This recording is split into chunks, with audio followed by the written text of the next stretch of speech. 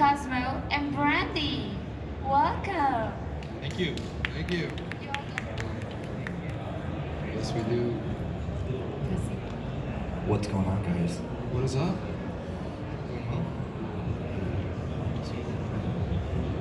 Ready when you are. Yeah, so first we're gonna kind of kick off the introduction of each of us. So my name is Cosmo. I'm the Director of Organic Marketing at Lunar. Randy? You first. I go by Maybe Spaceman. little I'm the kids. co-founder and CEO of Lunar. Hi guys, my name's Apollo, also known as Alex. I'm the head of business development at Lunar. It's great to be here. My name is Brady Vale. I'm the CEO of Being Investments, which is a global board of advisors, and I'm the CMO of a Visa Games Guild, which is the #1 games guild in India, number 20 in the world. Awesome. Yeah, so we'll just kick it right off. So first question is, will Web3 reach mass adoption, and why will it reach mass adoption? Yeah, so I don't think it's a matter of if it will happen, I think it's a matter of when. And there are kind of two main justifications for this. If you look far enough into the future, humans are a multiplanetary species. We are going to need a means of storing and transferring value within and between planets. And it makes no sense whatsoever for that system to be dependent on one particular currency, on one particular planet, and one particular country. And so we're going to need a system that is decentralized, trustless, and digital. And the perfect candidate for that is blockchain technology.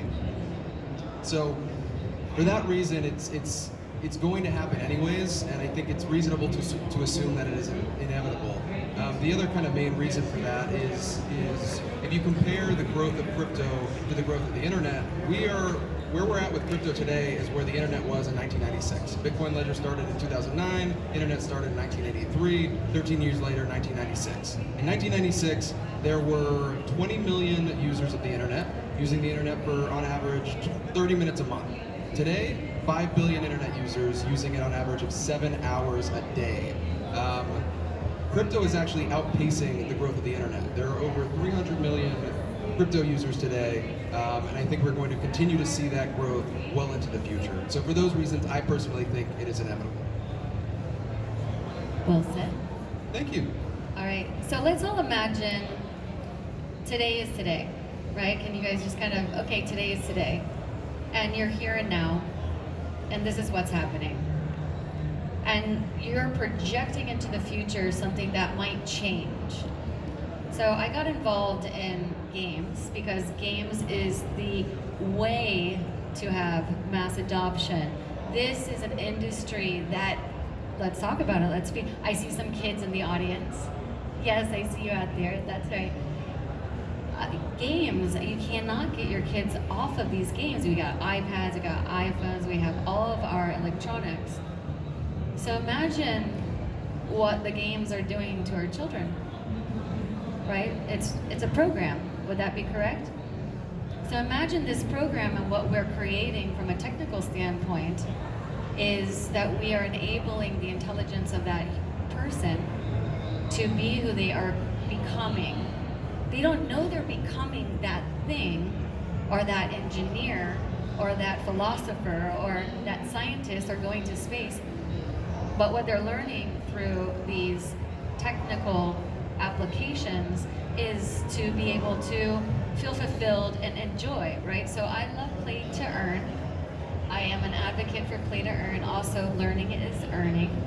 And the way I feel that Web3 will have mass adoption is by institutional and organizations and also regulation. So there's several things that I see coming up. One, we're in the USA, which means that we're going to have some pushback on regulatory requirements. I feel it's a little safe. It's safer. We should probably have some regulation, which goes against the crypto community. But when it comes to gaming and token economics, we want to make sure that our wallets are secure, that there's not a rug pull, that if our kids are gaming, that their credits and in-store purchases will be safe. So if I were to encompass all of that, is that I do believe we are creating right now the next world, and it will push us back if it's not safe. So, two things: protocols, safety, security, and then advancement of education. Brandy out. Thank you, Brandy. Yeah, Well said. yeah. I think it's really interesting that this whole concept of Web3 and the Metaverse is this thing that's like it's like so out there. When in reality, we've been doing this for a really long time. If you guys have ever played any MMORPG video games, like myself, I played a lot of World of Warcraft back in the day.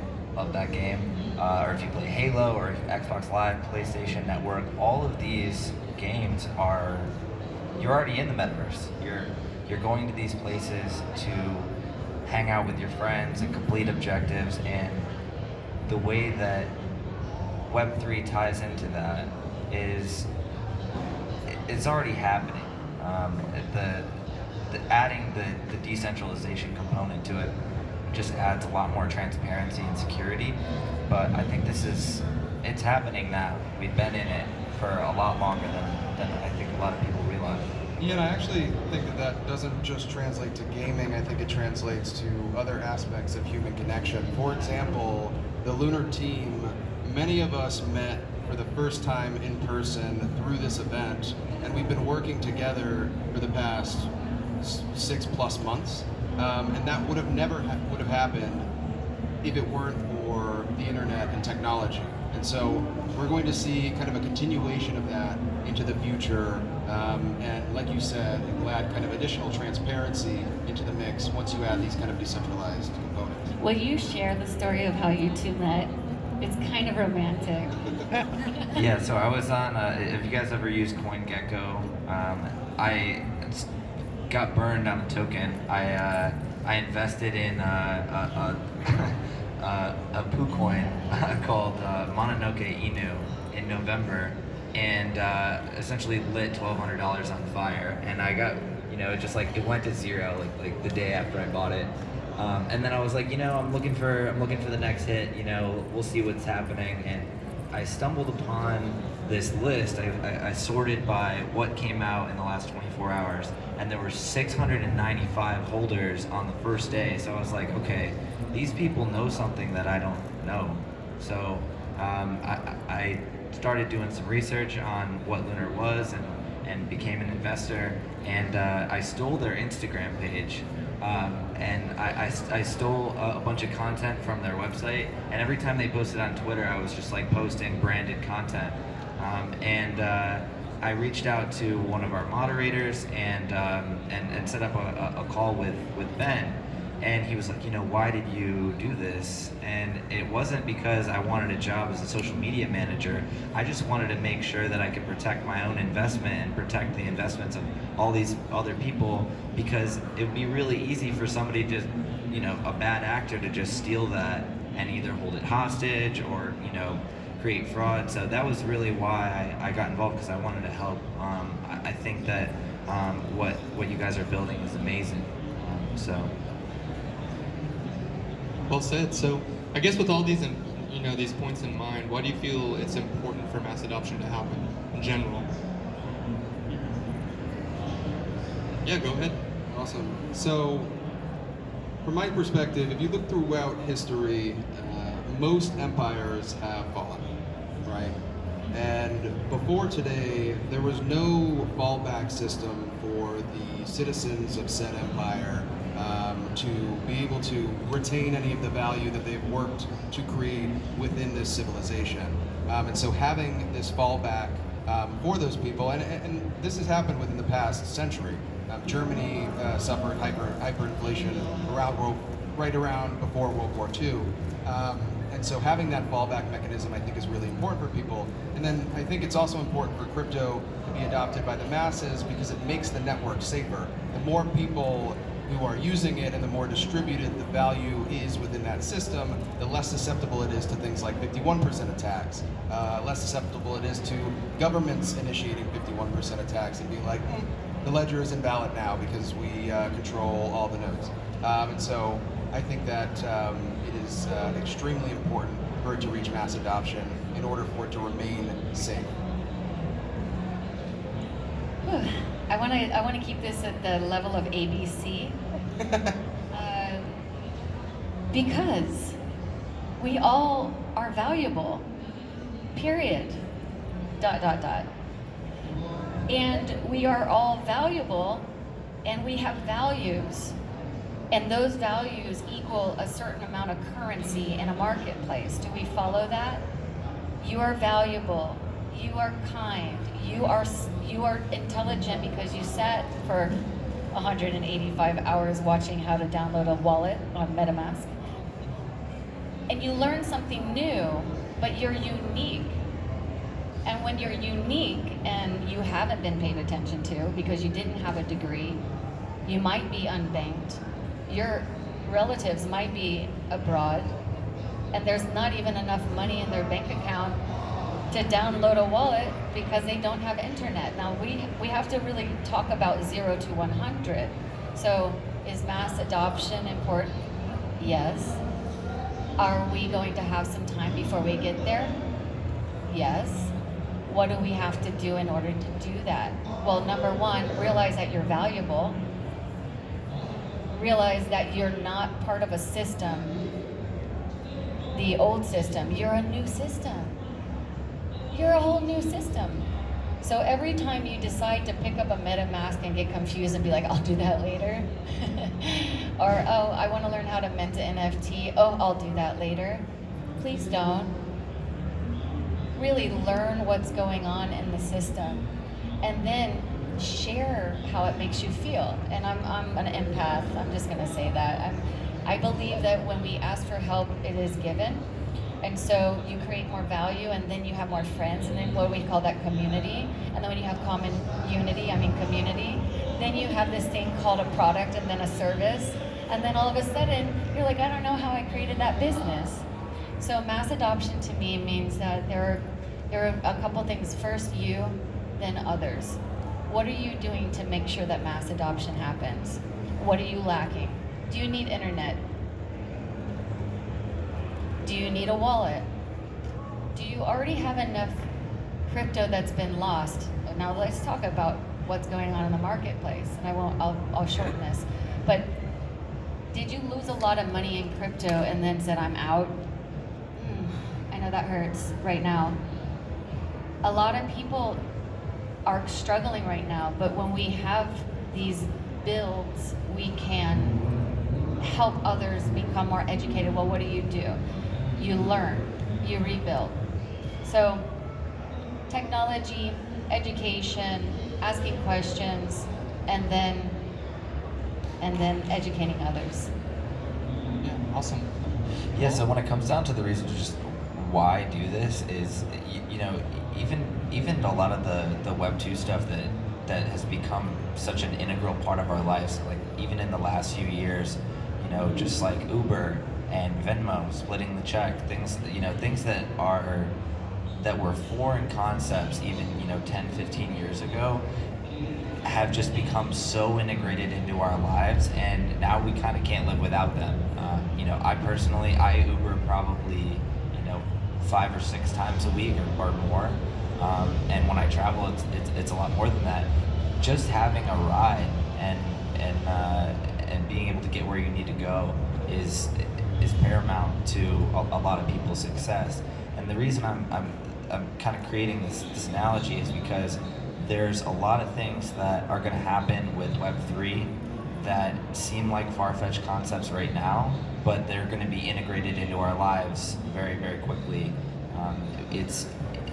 It's really just a matter of bringing people in and educating them and getting them kind of familiar with these concepts. That's why we're all here. We're here to learn about NFTs. We're here to learn about the Metaverse and how it's going to change our lives. But really, the reason why we're doing this is because we're trying to get to the next level.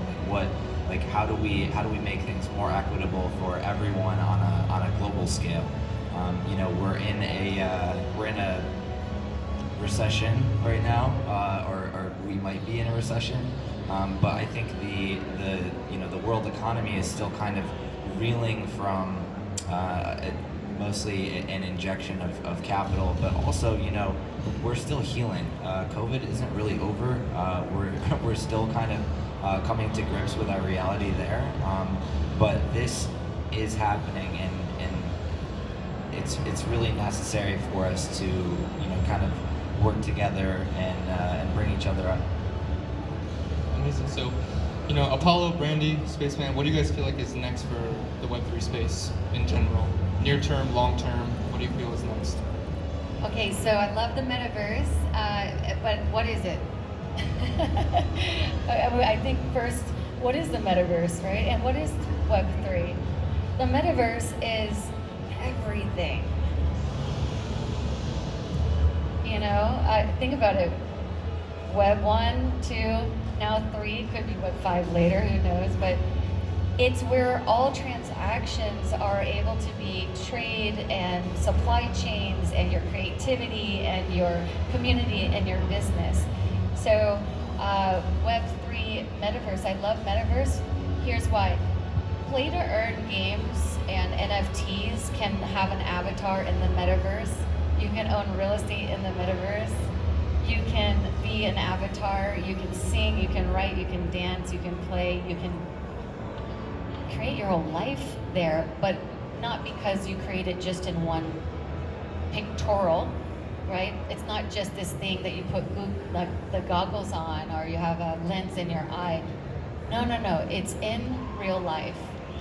So it's supply chain matching metaverse imagery, this world that's unlimited with IRL in real life actions. And where I believe it's headed is supply chains and institutions and organizations are going to be able to calculate, for example, avocado land, which we have in one of our projects, avocado land. We have a cannabis land. We can calculate what the supply is going to be based on the weather patterns. And then that information goes back on data points, which then delivers to the city, state, or government, or governance. And then we can say, okay, what is actually consumed there in a marketplace? This is really great, especially for environment and for the knowing of what the culture is all about. What if avocados don't exist in New Zealand, right? We need to know these supply chains, but now we can all have a piece of the pie, or the avocado. We can all have a piece of the avocado, because when you have a NFT, right, you can buy the avocado NFT, you can go and you can participate in the gamification, but you are fractional owner. And this stuff is, please, just begin to learn ABCs. It's really bigger than we can ever imagine. So I'm excited about the metaverse, mostly for education, environment, and understanding more freedom principles. So I think, we're in a really interesting time right now. We're about to have a convergence of all these different technologies. These things have been worked on for the last 20 years or so. You have, big data, machine learning, artificial intelligence, and now we're going to add quantum computing. And we have all these different technologies that have been independent and being developed on their own paths.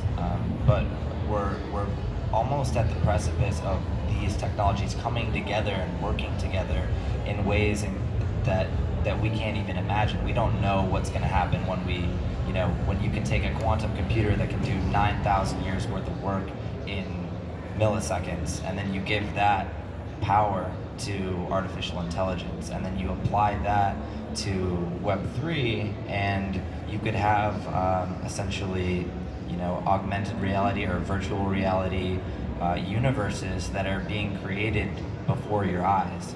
So what I think is really next, and I don't think people are even ready for this, is going to be a lot more virtual reality, but a lot of augmented reality, where you're just going to put on a pair of glasses. It'll look like a normal pair of glasses, and you're going to be able to sort of interact in ways that you would with normal, just going about your day is going to be a completely different experience.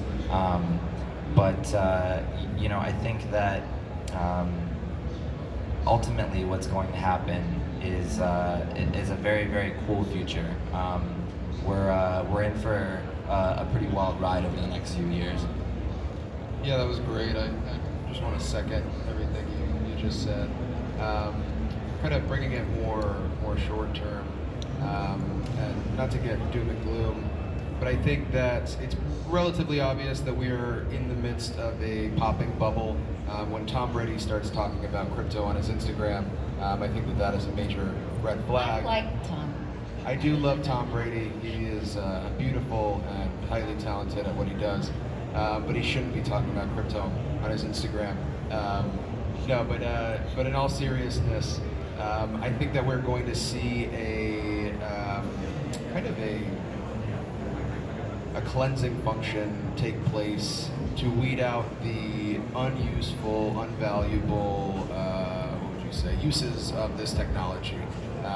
And I don't think that is a bad thing. We're going to see a lot of consolidation of capital around the things that are actually valuable within the space. It's going to give these projects and these innovators the time to actually build their technology and not have to worry about, oh, let's catch the next bull run, or let's catch the tail end of this bull run, and not be able to actually focus on building and delivering real value.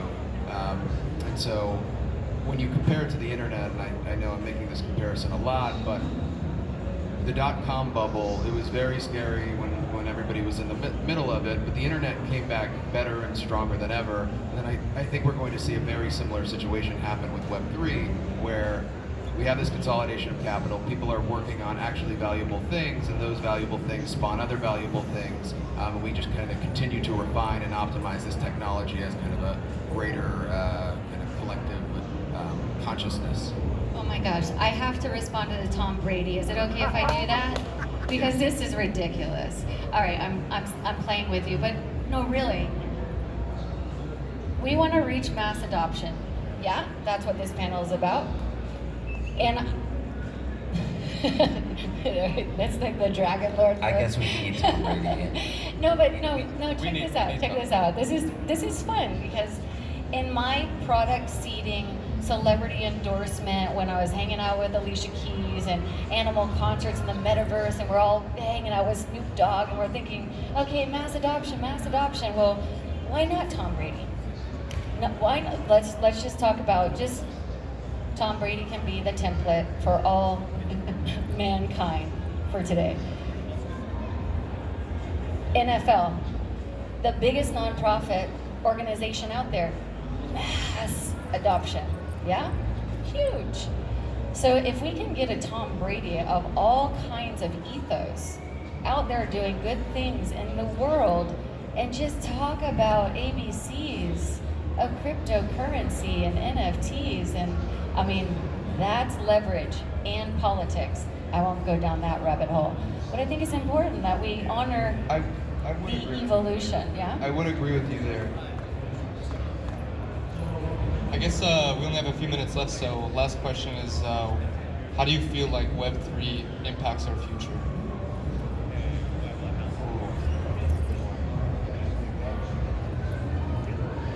I'll start. Personally, I'm really excited. I've worked in the tech industry for my whole career, and I've always wanted to work in the Web3 space, so I feel really lucky to be here.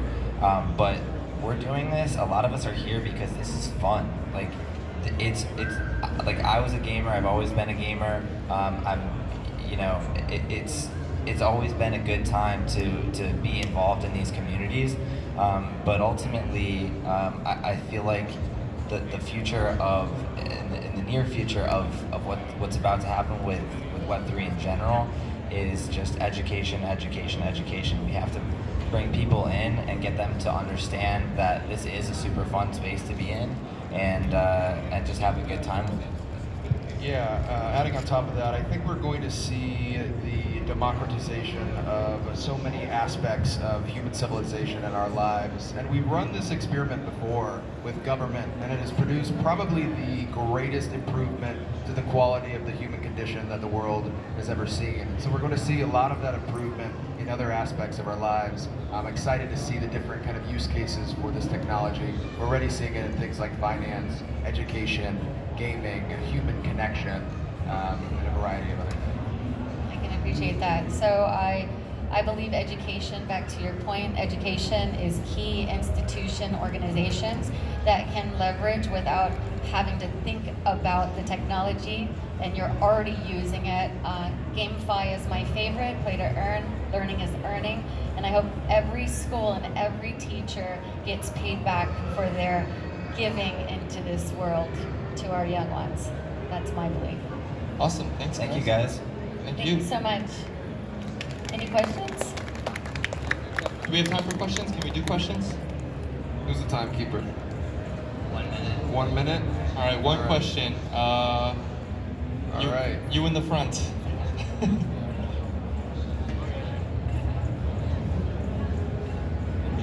Thanks, guys, for the presentation.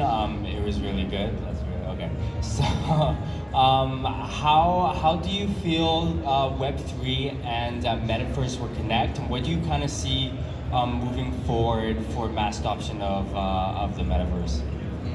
That's a great question. Yeah, it's a huge question. I'll quickly answer the second part of that question. I think in order for it to happen, the user experience of crypto, Web3, Metaverse has to be drastically improved. Right now, it is overly complex for the common person. We gatekeep the industry with overly complex terminology because we think we're smart. Ooh, ZK rollups. Ooh, proof of stake. Oh, we're so smart. Yeah, normal people don't care about that stuff.